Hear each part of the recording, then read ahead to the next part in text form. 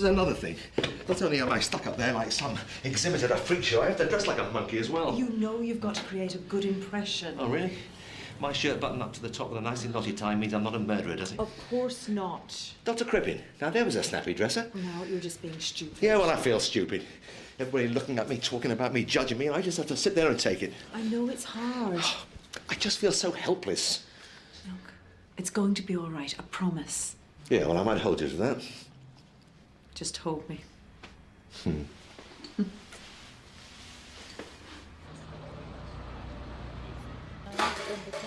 Come on, Jake. If you don't get a move on, it's not only this bread that's going to be toast. Come on, Jake, I mean it. I don't feel very well. Oh, yeah, and what is it? An allergy to school? My head hurts. Really? And I feel a little sick. Do you know what? I'm getting a little sick of this performance every other day. I don't want to go to work either, you know, but I have to. Just like you have to go to school. It's the law. Oh, Mum. Never mind the mums. Just eat some breakfast and get a move on. Honest, Mum, I don't feel good. I really haven't got time for this today, Jake. It's not my fault my head hurts. OK, then.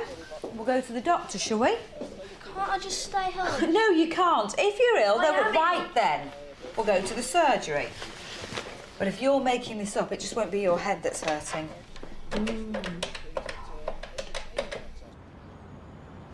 Are you still worried about Mac? Mac. Isn't this his last day in court? Oh, yes, it is, yeah. I wouldn't like to be in his shoes. Sitting home having breakfast, knowing it might be the last time he does that for a few years. He's not going to go to prison. It's murder he's been charged with, darling, not a parking ticket. If he's guilty, he'll go to prison. I'm sure he'll be fine. Anyway, I better get going. I'm going to the hospital to see Dan before I go to the surgery. Shall I tell him you'll be in soon? Of course. I've just got to see to Claire. What about your breakfast? Oh, I'm in too much of a hurry. This'll do me. So I'll see you later then, yeah? I'll try. When Matt gets back, things will be easier. But at the moment, I'll be lucky if I manage to grab a sandwich. I've got a pile of paperwork I need to go through at lunchtime. Which is more important than your son that's lying in a sick bed in hospital? No, of course not. Dan will be fine. Please, Phil, I'm trying to do my best at the moment. I'll try and get there as often as I can, OK? OK, Jake, I'm just going to shine this into your eye, see how blue they are, and there's nothing to worry about. I'm not a baby, you know. Jake, behave yourself. Well, I'm not a baby. I'm not scared. No, of course you're not. I'm hard. Right, well, there's nothing to worry about there. Doesn't mean I'm not sick. No, of course it doesn't. And we'll find out what's making you sick, won't we? And it won't hurt you. Told you, stupid, I'm not scared.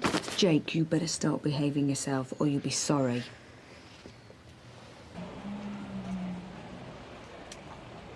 Now, there's been much public debate about the issue of euthanasia. It is an emotional issue. Some would say it is a political issue. But I would ask you, and I'm sure the judge will direct you, to cast these considerations aside. Whether doctors should be allowed, at the request of terminally ill patients, to end their life is not the matter being decided upon here. The law, as it stands today, states that is murder. The law which you have all taken an oath to uphold and to serve upon this jury. You see, there is a line of professional conduct that doctors must stick to. They're not above the law. They must never be allowed to think they are above the law. Because, and be very clear about this, the line that Dr. Maguire crossed was murder. He took it upon himself to end a woman's life. The life of a confused and debilitated woman, a woman who had her family gathered round her, a woman who was looking forward to one last special Christmas. This man took those last precious weeks, maybe even months, away from her family. We can't bring Jessie Helm back. We can't know even if she'd be alive today. But you can give her some justice. Give her family some justice. And send a message to the medical community that they're not above the law, that they never can be above the law. Jake, sit still and behave yourself. to go for a pee. Well, you just have to wait. No, that's okay. There's one outside. Come on, Jake. Up the stairs and to the left, all right? I'm really sorry for wasting your time like this. No, that's all right. That's what we're here for. And besides, just because there's nothing physically wrong doesn't mean to say there's not a problem. Well, he's just swinging the lead. Takes after his father. Oh? He could never sit still for 5 minutes. Couldn't do a proper day's work if his life depended on it. Too busy being angry at the world. You're not together anymore? Have you got any children? No, I haven't. Oh, I didn't think so. Why's that? Well, you just seem too calm, too happy. Oh, I don't think so. I think you've just caught me on a good day. Jake's dad's not around, really. It's just me and Jake. His dad couldn't take the responsibility. So he doesn't see Jake? Oh, every now and again, when he can be bothered. He was supposed to see him every week, but that fell off. Now it's just when he doesn't have the money to go to the pub and get in a fight. Men. They're a lot of trouble, aren't they? Doesn't matter what age they are. Look, I think I should speak to Jake on his own when he gets back. Well, you can try, but it won't do any good. Well, there might be something upsetting him that he doesn't want to talk to you about. Jessie Helm was expected to live another couple of months. Her family expected it, her nurse expected it, her own doctor, Stephen Rawlings, expected it. We've heard how he was making arrangements to have her moved to a hospice. The toxicologists have proved that Jessie Helm died from a huge overdose of morphine sulfate tablets. It has further been proven that Jessie Helm was incapable of taking that medication herself. This we know. We also know that Dr. Maguire lied about taking her final prescription round that night, the prescription the police have identified as being that which was fatally administered to Mrs. Helm. He lied about that prescription to Mrs. Helm's nurse, Sheila Gibson. He lied to his colleagues, to his wife, and he lied to the police. We've also heard expert testimony that only Dr. Maguire's and Jessie Helm's fingerprints were found on the glass by her bedside. The glass of water that was used to administer the fatal dose of morphine sulfate to Mrs. Helm. Now, Dr. Maguire also lied to his wife about where he was that night. He claimed he went back to the surgery for a glass of whiskey on his own, well, for well over an hour. And then there was the letter that Jessie Helm wrote to Dr. Maguire. I know I can count on you. Thank you for your help. Now, we come to the day, December the 14th, when Mrs. Helm was discovered dead.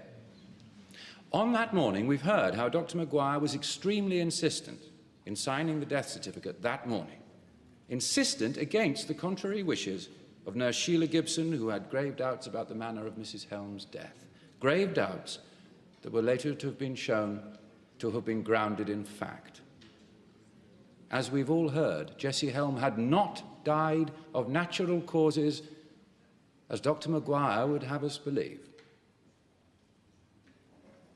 As we've all heard, Jessie Helm had not died of natural causes, as Dr. Maguire tried to persuade Nurse Gibson into believing. No. As has been proven in this court, Jessie Helm had died from a fatal ingestion of drugs that someone else had administered to her. It is the Crown's case that that person is the defendant, Dr. Maguire. Dr. Brendan Maguire was the last person to see Jessie Helm alive. He was also the first person to see her dead. Thank you, members of the jury. My lord. So, Jake, are you really feeling poorly?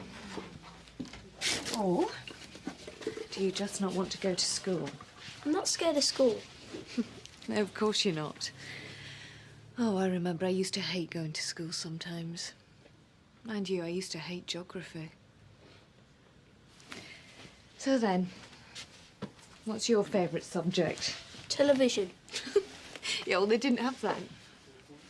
Jake, what's that bump on your head? I fell over. Where? I don't know. I just fell over. It's just between me and you. Did someone hurt you? No. Well, did it happen at school? Is that why you don't want to go in? No. Are you sure? No, it was no one at school. I just fell over.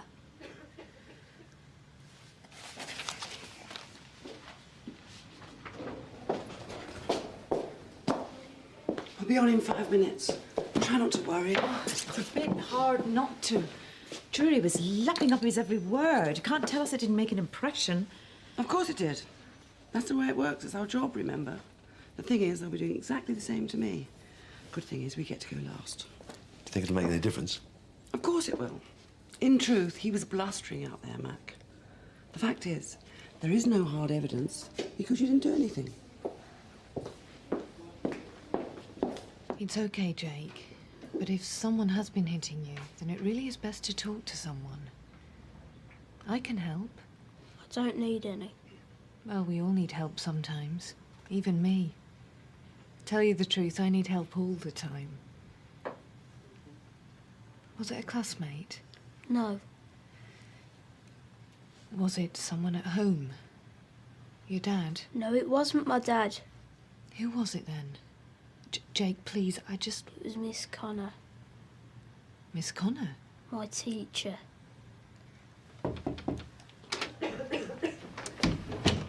So what exactly happened? She just hit me. Tell us the truth, Jake. It is the truth. Why did she hit you? Just tell us. I was fighting with another boy, Billy Martin. Miss Connor came over, dragged me off and slapped me. Well, she must have hit you very hard. No, I fell over. That's how I bumped my head. And how many times have I told you about not fighting, Jake? He started it. Okay, let's not worry about that now. But we need to get Jake checked over. I'll phone the hospital straight away. Hospital? Is that really necessary? Well, Jake's had a fall, Mrs. Nichols, and banged his head. Now, he probably hasn't done any real damage, but we need to be sure. He needs looking at, just to be on the safe side. Right. And I think you should get in touch with the police. The police? Why? Because your son has been assaulted. Assaulted? That's going a bit far, His isn't it? teacher was put in a position of responsibility. She had a duty of care, a duty that she failed.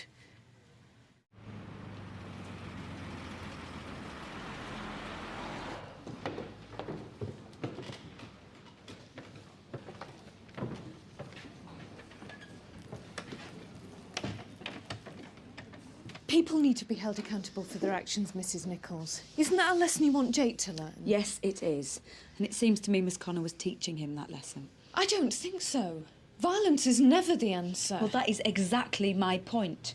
Jake's so keen to be like his father, he'll pick a fight with anyone. Well, I won't have it anymore. That isn't the point. His teacher hit him. She gave him a little slap, that's all. Are you trying to tell me you never had a clip round the ear when you were a child? Yes, I did. Yeah, and it didn't do you any harm, did it? But that isn't the point. Well, I happen to think it is the point. Jake has admitted that he kicked Miss Connor when she tried to separate them. She gave him a little slap to keep him under control. She knocked him over. He fell over! And let's just hope it knocks some sense into him. Goodness knows I've tried to discipline him and got nowhere. There's never any excuse for hitting a child. You don't have children, do you? No, I've already told you that. Then why don't you wait until you have until you start lecturing us that do? Those teachers have a hell of a job to do. If she was really meaning to hurt Jake or hitting him, then of course I'd report her. But she was just using reasonable discipline. And I'm so sorry if that's not wishy-washy liberal enough for you. But like me, she happens to have to live in the real world.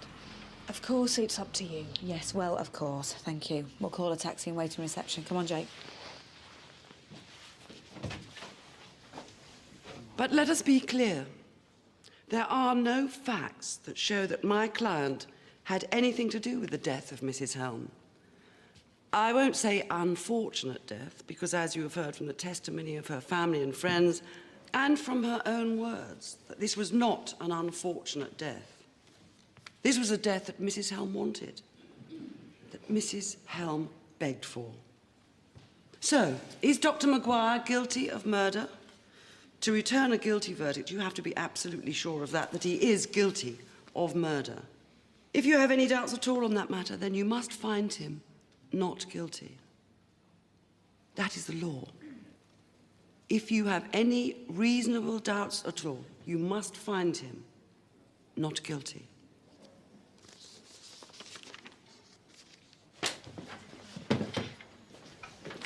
Is there any sign of that taxi yet? Oh, it shouldn't be long now. I'll give them another call. Thank you. Ruth, I'm just going out for an early lunch and then I'm going to see Dan. She'll be back about 2. Anywhere nice, Helen? I hope so. You're taking your mobile? The battery's flat. It's recharging. Oh, I need to know where you are. Why? You're the senior partner here now. If there's an emergency, or if anything happens at the court, I might have to get hold of you. OK, I'm having lunch at 194. Chris's restaurant? Yes, Chris's restaurant. Dr. Maguire's fingerprints were on the glass of water by Mrs. Helm's bedside. Now, the prosecution would have you believe that that is proof that he administered the fatal dose. But Dr. Maguire himself testified that he saw Jessie Helm that night and helped her take her normal dose, enough to see her through the night. That is all. Anything else is pure conjecture. Furthermore, if Dr. Maguire had wanted Mrs. Helm to die, I put it to you that he wouldn't have administered a whole bottle of pills one by one. He would have crushed them in a glass and given it to her in a single dose. I remind you that there was no forensic evidence of any such thing happening. On the contrary, that evidence would support Jessie Helm taking those tablets herself. Deliberately, methodically, intentionally. Just as she had done everything else in her life, as we have heard from the testimony of those persons that knew her. The main issue, therefore, is whether Jessie Helm was physically capable of taking those tablets. The prosecution would have you believe that she was not, and yet her family believe that she was capable, and her doctor, Stephen Rawlings, agrees. Now, the prosecution tried to discredit his statement with testimony from their expert witness, a capable neurologist, who stated that, in his opinion, Jessie Helm was not capable of taking her own medicine. Now, he was a man who had never met the woman, had never treated her, and he was basing his assumptions purely on statements and records. But, and this is a very big but, you will recall that the Crown's expert conceded under cross-examination that her condition had not deteriorated to such an extent that she required a metered pump, and she was still capable of taking her medication orally. You have heard testimony from all who spent time with her those last few days, and they have all described her as being lucid, as being determined, as someone who knew what she wanted and was absolutely unwavering in her resolve to get it. Reasonable doubt, ladies and gentlemen. If you have reasonable doubt, then you must find Dr. Maguire not guilty.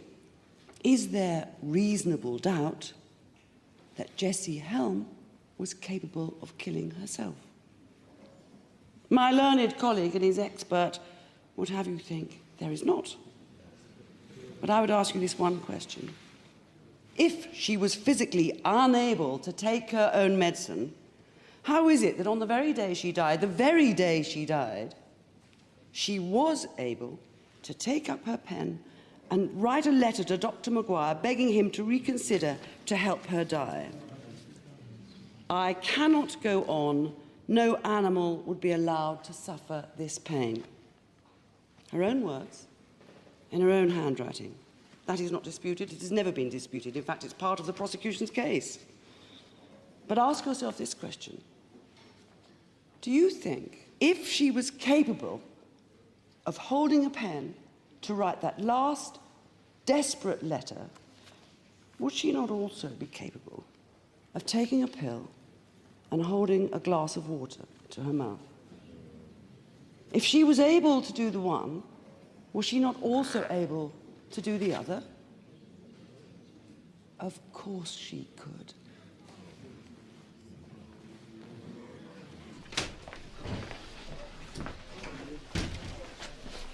Hi, Ruth. Oh, Phil, hello. How's Dan? Oh, he's doing great. He should be home in about a week. I'm just on my way over, so I thought I'd tell Helen.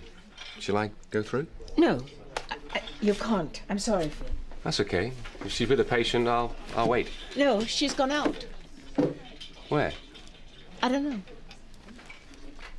You're not a very good liar, are you? What do you mean? You do know where she is. I know. She's at 194. Where? Chrissy's restaurant. Boy, sit down. You're involved in other people's business. Thanks. Yes. Thanks a bunch, Jake.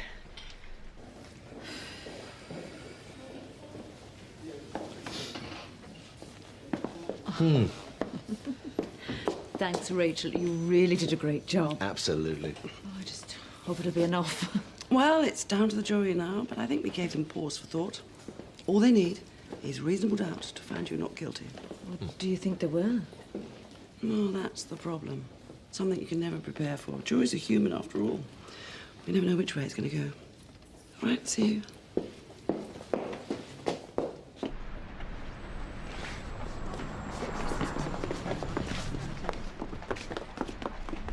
Alison! Look, I'm sorry things took so long today. That's okay? Look, I know I've said my piece, but I won't be doing my job if I left it at that. What do you mean? I'm not going to report anything else, and that's not what I meant. I just want you to think some more about what's happened. Right. Look, he was scared to go to school today. That's not right. It's bad enough children being bullied by other children. But for a teacher to hit a child, and that child be scared to go to school, well, that's not on. And I know deep down you agree with me. I know Jake can be a real handful sometimes. I've seen that for myself. But talk to him, eh? Find out exactly what's happened. He deserves that much, don't you think?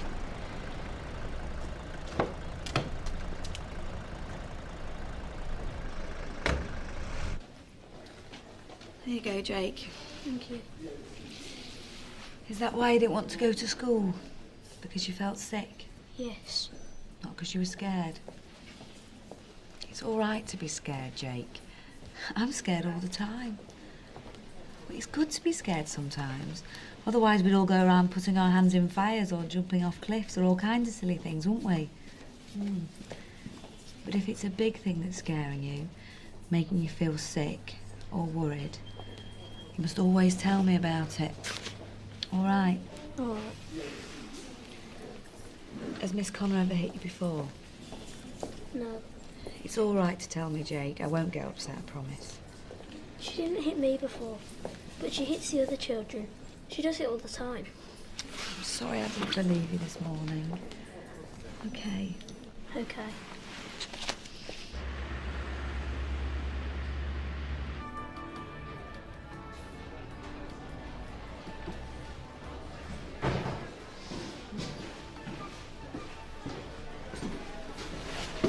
What are you doing here?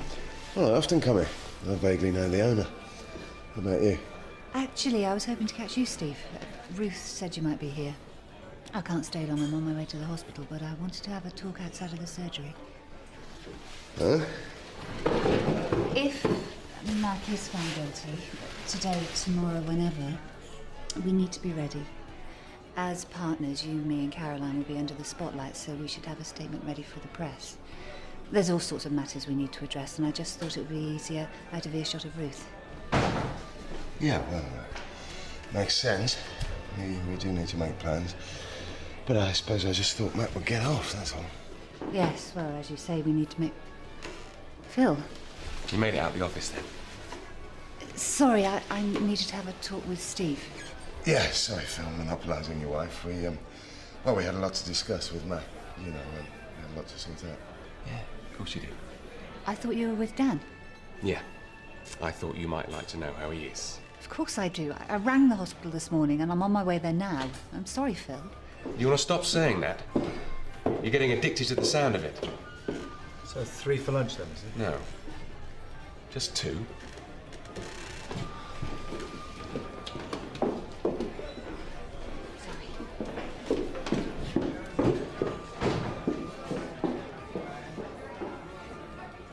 I have to direct you as to the law, and I also have a duty to remind you of some of the facts. But when I turn from the law to the facts, I really cease to be the judge, and you take over. Because it is your view of the facts which matter, not mine. It is you who are going to decide which evidence you can accept and in this case, the proper inferences to be drawn from that evidence. It is entirely your decision. Come in. Could I have a quick word? Yeah, of course, come in. I just wanted you to know I've taken your advice and contacted the authorities. I've made an official complaint. Oh, I see. I wanted to thank you for finding out what happened to Jake. How is he? Oh, he's fine. Takes after his dad in that respect too. Head like a cannonball. Well, I'm glad. But you made me think, and apparently she has been hitting the other children. Maybe if it was just a one-off. Well, maybe not even then, but anyway, it's not on and something will be done. Will the police get involved? Probably. After all, as you said, that woman had a duty of care which she abused. Shouldn't go unpunished, should it? No, it shouldn't. Ladies and gentlemen of the jury, when you retire, please forget anything you have heard about majority verdicts. You read the papers, you watch television, you hear the news. It may be that there are some trials where a majority verdict can be accepted by the court. They can only be accepted in particular circumstances which have not yet arisen in this case, and I hope never will. Therefore, whatever verdict you reach, it must be a verdict of guilty or not guilty to which you all agree.